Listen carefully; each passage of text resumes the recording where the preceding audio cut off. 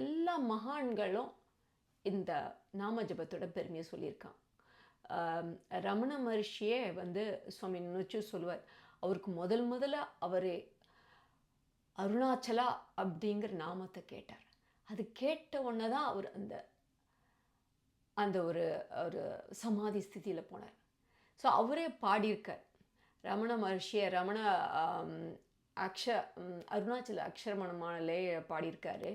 பெயர் நினைத்திடவே பிடித் இழுத்தென்னை உன் பெருமை யார் அறிவார் அருணாச்சலா அப்படின்ட்டு அவர் வந்து அக்ஷரமணமாலையிலே அந்த பாடியிருக்கார். அந்த நாமத்தோட பெருமையை அவரை எப்படி அந்த அருணாச்சல நாமம் இழுத்தது அப்படின்னு. ஸோ அப்புறம் மகாபெரிவா ஒன்று சொல்லியிருக்கார். மகாபெரிவா நிறைய நாமத்தை பற்றி பிரபாவத்தை பற்றி சொல்லியிருக்கார். அவர் முக்கியமானது ஒன்று சொன்னார். என்னென்னா ராமநாமத்துக்கு என்ன சொல்கிறேன்னா, ராங்கிற அந்த அக்ஷரம் வந்து நாராயணாலேருந்து வந்தது, மாங்கிற அக்ஷரம் வந்து நமசிவா.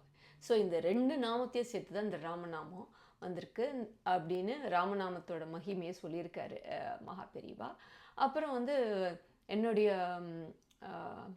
குருநாதர் ஸ்ரீ ஸ்ரீ முரளிதர சுவாமிஜி அவரும் வந்து நாமப்பிரபாவம் நிறைய சொல்லியிருக்கார். அது சிலதெல்லாம் நான் ஷேர் பண்ணுறேன். அதில் என்ன சொல்கிறாருன்னா, அவர் வந்து நர்த்தன விநாயகர் பார்த்தா அவர் கையில் வந்து ஜபமாலை இருக்கும். ஸோ அவர் ஜபம் பண்ணிட்டுருக்கார், ராமநாம ஜபம் பண்ணுறார். தேவி வந்து கன்னியாகுமரியில் இருக்க தேவி, அவ கையிலையும் வந்து இது ஜபமாலை இருக்குது, ஜபம் பண்ணிட்டுருக்கா. வந்து பத்ரி நாராயணன் ஜபம் பண்ணிட்டுருக்கார்.